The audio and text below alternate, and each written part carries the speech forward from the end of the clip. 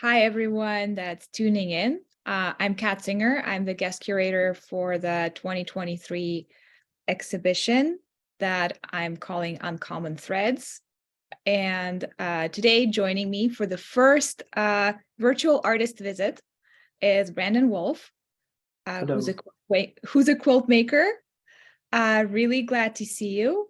Let's jump right in. Perfect. So, Brandon, can you tell our Yes. viewers a little bit about yourself? Well, I'm autistic and I'm an artist. I quilt. I've been quilting for most of my life. I've known how to quilt, but I've only been quilting full time since 2016. And I work with interior designers and decorators to create unique pieces for house and home. Oh yeah, that's lovely. So I'm a big fan of your work, by the way. Thank you. And so you've mentioned you've quilted for as long as you've known. So how long and how did you start? Well, I grew up in a fiber family. My mom had a 8-foot loom in our living room and a spinning wheel and a sewing machine. And my grandma could knit a cable knit sweater in 24 hours. Um, my nanny and my aunt on the other side all knit and crocheted. So I've kind of been in the fiber arts my whole life. I've known how to quilt because I took it in school. But it wasn't until my sister opened up her quilt shop in 2016, I believe that's when she started. That's when I really started quilting because I wanted to support her in her business. And I was looking for a medium because I used to paint, but the paint fumes were really getting to me. So I had to find a new medium. So yeah, tell us a little bit more about your painting. What sort of things did you use to paint? I didn't do a lot of them, but I love flowers. Florals were a big thing for me. I did a self-portrait. I did some portraits of some friends, but portraits aren't the greatest thing because I have face blindness. So portraits always look slightly off for me um, because I see people slightly off. um, I've drawn my whole life. Like there are sketchbooks all over the place in this space because I draw all the time, and I draw everything from flowers to cats to people to um, houses, places I've lived, rooms I'm in. Um, you name it, I've sketched it. So now that you're like, are you continuing to draw now? I don't draw as much because of the tools that I have. I get that creativity out. Some forms of quilting are very much like drawing. So I get it through the quilting itself because I can use the machine in a free motion way that it's very much like drawing. Oh yeah, that makes sense. I hope you get to show us your machine later too. I will, yes. So, what do you like? You've already mentioned some of this. So, like, what do you like about working with textiles? I like that they're versatile. I love that there's endless possibilities of what you can create with them, and there's so many textiles available, whether they're new or they're refurbished or reused. There's just so much you can do with textile that not everybody uses them. I also like to break the myth that it's women's work and that it's a craft. I think that it can be an art as well. And that's what I like about it. I like the challenges that are involved with textile. Yeah, so that makes a lot of sense. And I guess so. Before we talk about the pieces that you have in the show, which I see Yes. behind you, could Yes. you briefly show us around your studio and, like, Yes. talk about where you work, how you work? Perfect. One second. I'm going to flip the camera around. Okay. There we go. So there's my computer. So my studio is very small. I'm going to start, and I'm in the process of moving. That has had to start a little early, but this is the big machine. This is the Q16. It's very expensive. I had to save a lot of money to get this machine, but I can use this in free motion, and I can use it with rulers, and it gives a very perfect stitch. Has a stitch regulator, so it's a perfect stitch every single time, no matter how fast I move, rather than In a traditional machine like this one, where when I'm moving it, the speed that I move is the length of the stitch. This one has a stitch regulator, so that's why it's expensive, but my favorite machine. And then this is my machine for piecing. And what's piecing for folks who are not familiar with Yeah. quilting? So the first part of quilting is taking fabric and cutting it up and then sewing it back together. So that sewing it back together is called piecing. Mhm. And then you sandwich it and then you quilt it, which is what this is. This is a quilting machine. So that's Mhm. sandwiching the 3 layers together is done with Mhm. this machine. And how And come like then people use the same machine, or is it like you can use the same machine. You can use your domestic machine on to do everything. There's just no stitch regulator. So you're a little bit limited in your free motion ruler work, but you can do it. It's just a little bit smaller. Um, People like the extra space. So this has almost 16 inches from the needle to the back of the machine, whereas this only has 11 inches. So I can only do small quilts on this. all right? And can you tell us or show us like a sample of like what free motion means? Yeah, so this is all free motion. So free motion is the fact that I'm drawing with a continuous line and creating these lines. Now I can use rulers, which are, I don't have one available, which are templates. And I'll show you an example of ruler work. So my bag and my ring around the moon all have ruler work. So I'm using a ruler to draw Wow. these lines and then moving the ruler and then moving the ruler and moving the ruler. So I have perfectly straight lines. So that's ruler work. But the rulers can be curved. They can be circles. They can be drop shape, which is a favorite of mine. Um, uh, they can be floral shapes. They can be zigzag shapes. You name it. The rulers are endless possibilities. So, and then you can use the rulers together in combination to create even more shapes. Is there anything about shapes that you find like really intriguing? I like the geometry, of course, of ruler work. It's really challenging when you do ruler work, to keep the shape, especially as you start in the middle and as you work out. You have a tendency of slightly shifting one of the arms and it can distort the whole image. So you have to be very careful. So I really like the math that's involved and I'm horrible at math, but geometry I really get. So Hmm. it's really weird. Yeah. Well, thank you for welcoming us into your lovely home studio. It No looks problem. beautiful. There's Thank you. probably like so many interesting things hiding. I saw a cat. Is that your Yes, assistant? yes, there is a few cats. There's Reggie that you saw, the red one, and then there's a couple that are, one is coming in and one is under there. I have 4 cats. Oh, wow. Yes. And do cats and quilts mix? Well, They love helping. They're great helpers. They hold the fabric down. Mhm. They like getting the thread. I don't know if that's helping, but they like getting it.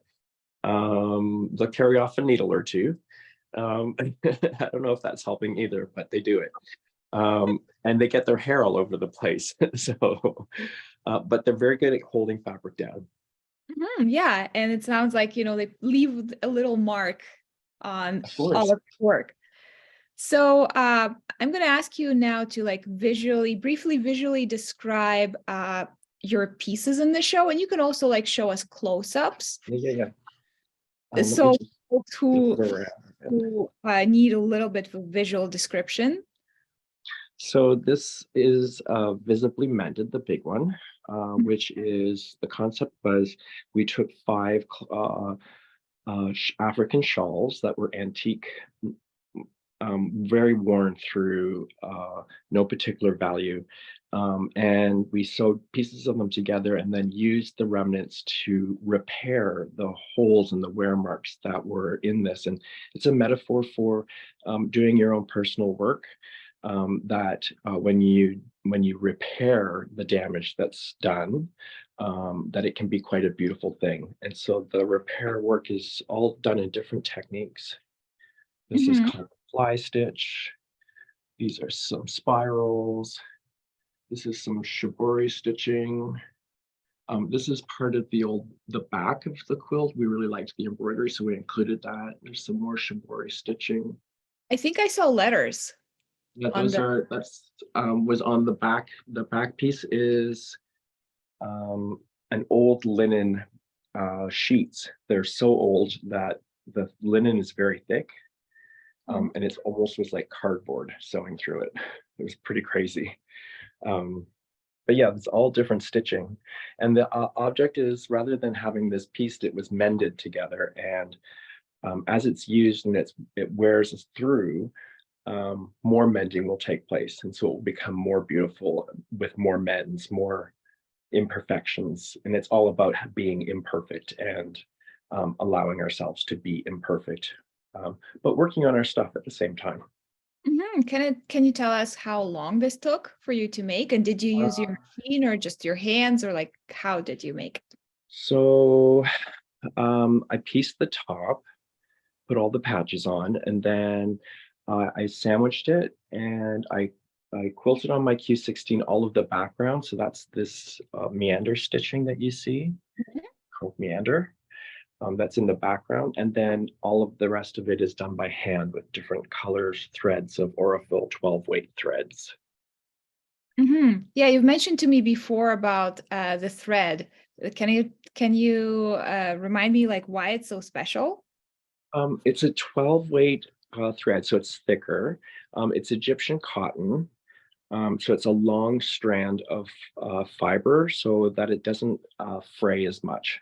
There isn't a lot of dust that comes off of this thread as you're running it through your machine. In this case, we're doing it by hand, so it just slides through the fabric really easily because there's no burrs on the edges of the thread. Yeah, so you like would you say that like using fine materials like also gives you pleasure in your work? Absolutely. I like using the best materials for sure. And I have to with my clients who are interior decorators and designers. They want nothing but the best, right? And are willing to pay for the best. So I always use the best. Yeah, that makes sense. And I'm curious about like there is a bit of red in Yes. visibly mended. How This, what was the decision behind that? Or like was that part of a shawl or is it something else? no, that's just regular quilting fabric. And Tommy, who is the designer who commissioned me to do this quilt, asked for a little bit of red in it. He says it would be just too much with the blue. So I just put a little bit of stitching in red, one section in red, and then there's this wound is all outlined in red. Hmm. Yeah, that makes sense. So, can you share a little bit more about the message behind this quilt? It's about taking care of yourself.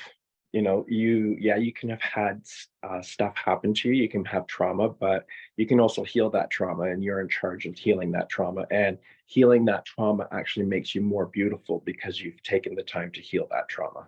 And is there like a personal story for you in this?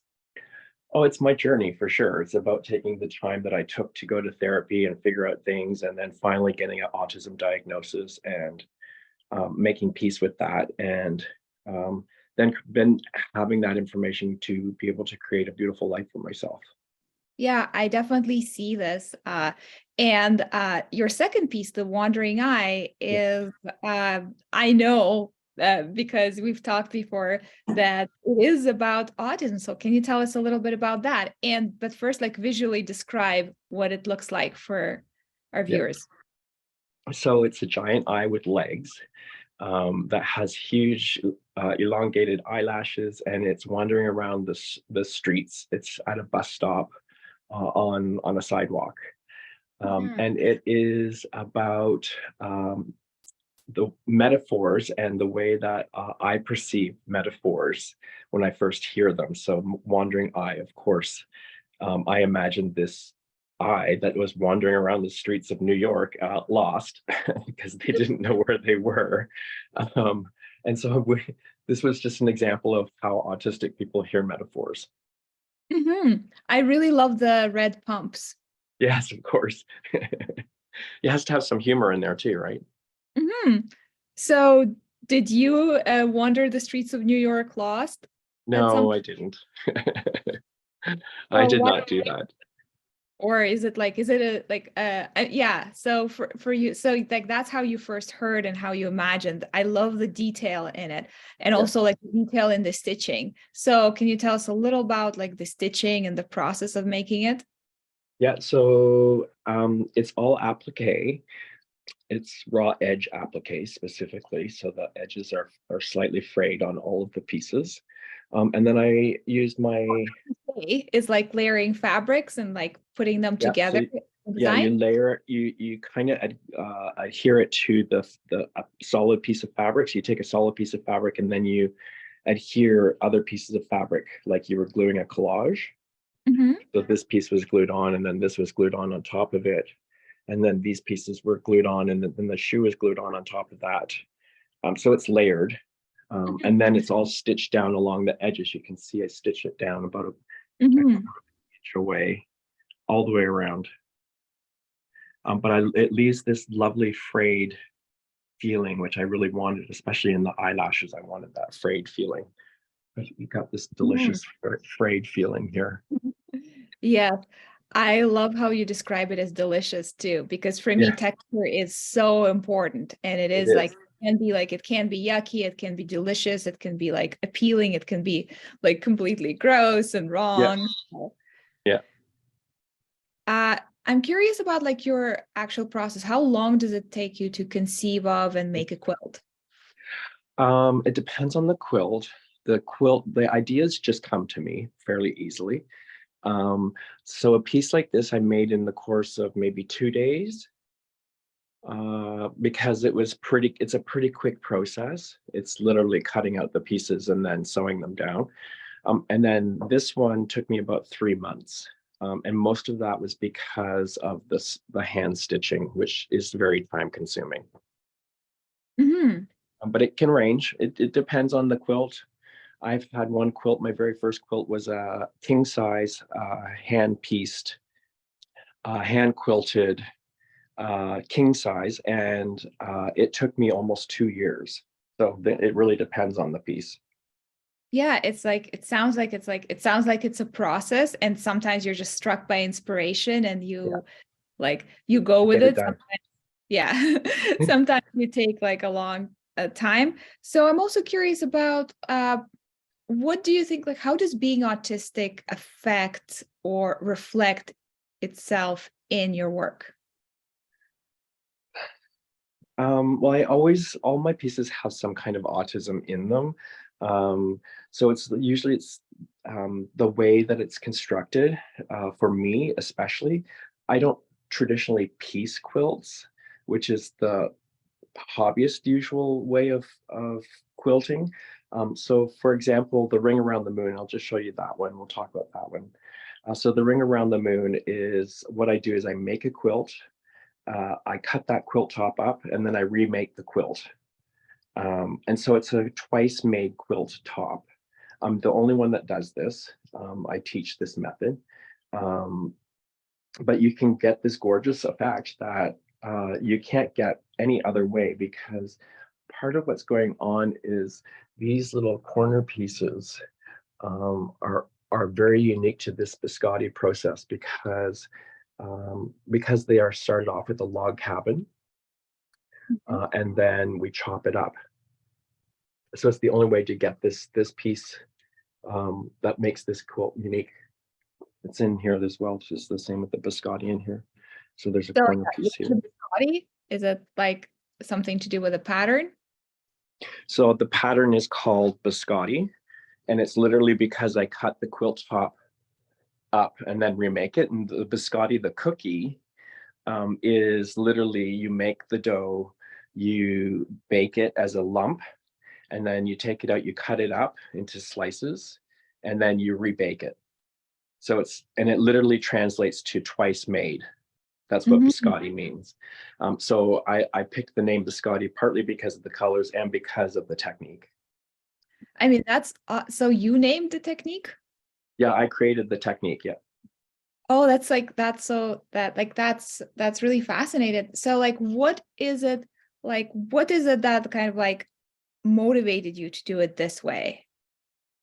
So I was making a commission called the Immaculate Heart, and I wanted a ombre kind of feeling quilt. So I was doing a kind of a log cabin, but it was in the shape of a cross, because the image on the front of it was going to be a Immaculate Heart, which is a Catholic symbol for Mary. It's a heart with flowers around it and a sword going through it. And so when I made the background for this quilt, um, it wasn't laying flat because it's on the bias. And when things are on the bias, they start to buckle a little bit. And so I had a huge meltdown. And when I have meltdowns, I always come out with an epiphany at the end. And Mm, so the epiphany I had was, well, if I just cut it into square blocks and they're square, then it will lay flat if I sew them back together. So we did that. And then my friend Tommy saw that and said, can you make a whole quilt like that? And I'm like, yes, that's a great idea. mhm. So I started making them that way and called it the biscotti. I mean that's really awesome. I hope to someday experience, your works firsthand and like touch them and learn more about the things that you come up. You've mentioned your sister and you mentioned Tommy, and I think you also mentioned that you teach. So Yes. what role do other people play in your work? I get really inspired from other people. Tommy is a constant source of inspiration because he's an interior decorator. And I really like the relationship of working with interior decorators. So there's Tommy and Ashley Bott that I work with a lot. They both have very different, unique perspectives. They have different working styles. Um, Tommy is, here's the assignment and go. And Ashley's like, let's collaborate. So it's very different working methods, but they both challenge me in ways that I wouldn't challenge myself, or the quilting community would challenge me. They have a very specific way that they challenge people in the quilting community, and I don't find that really works with my style. Mhm. But interior decorators they totally get me and my style for sure. Yeah, that makes sense. It sounds like interior decorators are looking for something unique, something They are. that's, iconoclastic, something that breaks tradition, at Yeah. least the ones that you've mentioned. And one of the things that's like one of the themes that I am exploring with my exhibition is around belonging to a larger community. Yeah.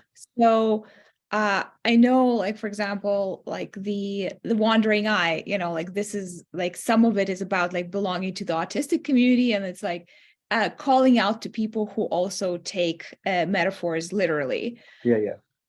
you know. Yeah. Uh, and you've mentioned the quilting. So tell me about community. What is community for you? And are Well, there I have communities? lots of different communities. There's the quilting community, which I kind of sometimes rub up against, because I'm non-traditional and they like their tradition. The autism community, yeah, I like to attract the creative types of autistics. I'm not too much into the political ones, so that's why I usually cut my autism art with a lot of humor, um, because I don't want it to become too political. Um, and then I have my business quilting community, which is a very different community than the normal quilting community. And that's a community I've had to create myself. And I'm really proud of that community. Um, we're very collaborative. If we need um, resources, or if we have an idea and we need someone to give us some feedback, that's how we work. We meet once a month and collaborate on different ideas that we have for our businesses and share ideas and help each other move forward. Yeah. And what about like, are there any connections to your like family or culture in your quilts?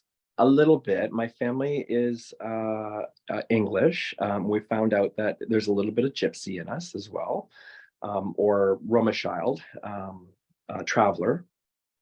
Um, so we're actually Iranian in our blood work. So we have a little bit of Iranian in our blood work that happens to be traveler. related. So that was fascinating. And so I started doing some works around the gypsy culture and the traveler community and um, some of the stigma. But I haven't done a lot of that. As I'm learning more, I'm going to start doing more of that kind of work. But um, so it's only just started, really. Yeah, and I guess one of the final questions. I mean, I have a lot of questions. We could be here all day, Yeah. but also I know that textiles are great for storytelling. So does Yes. each of your quilt have a story? Every quilt has a story. Yeah. Either it's about how it was constructed, or it has some personal meaning that I have to convey in order for people to understand what the quilt is about. But usually there's a story to every single quilt. Yeah. Hmm. So I'm going to challenge you in terms of I would love to know like what was going on in your life like personally while you were making each of the quilts in the show, and like what is like your story with the quilts, like what was it like to make them, like were you like were you elated, were you frustrated, were you like what was like what were some of the events that were happening as you were putting the stitches in? So for Visibly Mended, it was really a challenge from Tommy. So when I get a challenge for Tommy, I'm obsessed. I'm like, go, go, go, go, go, and then stitching, stitching, stitching. And it's about creating a collaborative vision and executing that vision in a way. Now, there was one point where the quilting community had said, this is ugly. And so I lovingly called the quilt the ugly quilt. um, I don't think it's ugly at all. There's a lot of history in that quilt about, the Boro style, which is a Japanese style, and the Kantha style, which is an East Indian style. And then, there's different European techniques that are in there. So it's a very cultural quilt.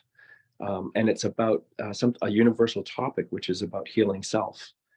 And then Mhm. the Wandering Eye really was done purely out of humor for me. It was, this made me laugh, and I wanted to share that sense of humor with the world. And I don't always do that in my art. There's always kind of a little bit of a tinge of darkness to my artwork, but even the Wandering Eye has a little bit of darkness to it. Just it's in a Show us, tell us like the darkness and where it comes from. aesthetic is coming from the streets. Oh, yeah. Hmm. Just the fact that she's hanging out on the streets at the bus stop. She's got high heels on. She could be perceived as, a street girl. Hmm. Street girls wander. Um, I like how like it appears that she's standing on a manhole. yeah, it's her shadow, but yes, it does look like a manhole. It Yeah. was So my cheap attempt at a shadow. no, I mean I love it. And it's kind of like it's hard to tell, and like people are gonna like I think people are gonna interpret what they interpret, right? The Of course, same yeah, way with this, beautiful, complex, visibly mended quilt. yeah. Some folks decided that, that it wasn't within what they were used to, I Yeah. guess. But in terms of you know, do you feel that the act of quilting supports, supports your mental health? Of course it does. It's a form of self-stimulatory behavior, especially if you're doing it by hand. The sounds of the machine is very stimulating. It's very soothing. So especially if you have a stitch regulator, it purrs like a kitten. Um, it's not her traditional sewing machine sound. But yeah, I think the whole act of sewing as an art is very healing for a lot of people. And I use my art as a healing tool. Yeah, and when you're talking about healing, like what are some of the particular things that, I know that this is like a very deeply personal question, but art is deeply personal, but feel Yeah. free to not answer, but like what are some of the things that you've had to heal from? Just the trauma of not being diagnosed as autistic and having to navigate the world, being autistic, but not knowing that that's what my challenges were. It was really traumatizing. Things happened that if I had just known that I was autistic, they probably wouldn't have never happened. Um, So there's a lot of trauma that's associated with that. And, childhood, was challenging because parents didn't understand either. And um, there's just no education out there. There's still no education out there. I participated in a survey, and I said, I went 1 year to a special education school, but I was never told what makes me special, Mm. or why I was there, or how I adapt. They only just tried to get me the basic education and not really help me deal with what made me different. So art has really helped me deal with what made me different. And deal how, I guess. It's lots of self-reflection. It's very meditative. I have especially hand stitching. It's kind of like penance. Um, every stitch is a new prayer. Um, and you're doing the same thing over and over again. So it's kind of like penance. Mhm. um, and it can take months to do. So When you say penance, like what I'm hearing is like it's your kind of connection to higher power. yeah, it is. Yeah, the higher self. It's a form Mhm. of meditation for sure. Thank you. Thank you for sharing. That's really beautiful. I really enjoyed the studio visit. Is there anything that you're working on right now that you're excited about that you want to share? I'm moving. So I'm not working on anything, but Hmm. give me 3 weeks and I'll be back in full production. So you're germinating new ideas. I'm germinating new ideas. I'm doing a lot of online business stuff right now because I tend to ignore that. So I'm using the time for that kind of work. Yeah, and the business side, is it important for you? You said that you're really proud of the business community that you've created. It's important for me because autistic people and people with disabilities have been used to create crafts in sheltered workshops. And I feel it's important for us to be able to make livings for ourselves off of our works. Yeah, I think that's a really relevant topic too, because for me to make this exhibition where I invite artists you know uh, who are vulnerable like regarding having their labor like co-opted or misread, and I guess part of my mandate is not giving a voice, but giving the space Yeah, for the voice to giving a space for multiple voices to tell the story of what it's like to be different. Uncommon Threads, the title, it's about having different conversations yeah, and moving on from that pathologizing view of what being divergent means, whether it's about mental health, whether it's about autism, whether it's about different other neurodevelopmental conditions. yeah. So yeah, I think I thank you so much for the lovely conversation and for hosting Thank us. you. And I'm hoping that to see your work for years to come, and I'm really thrilled to have your pieces in our exhibition. I'm excited to be there. All right, thank you. Thank you.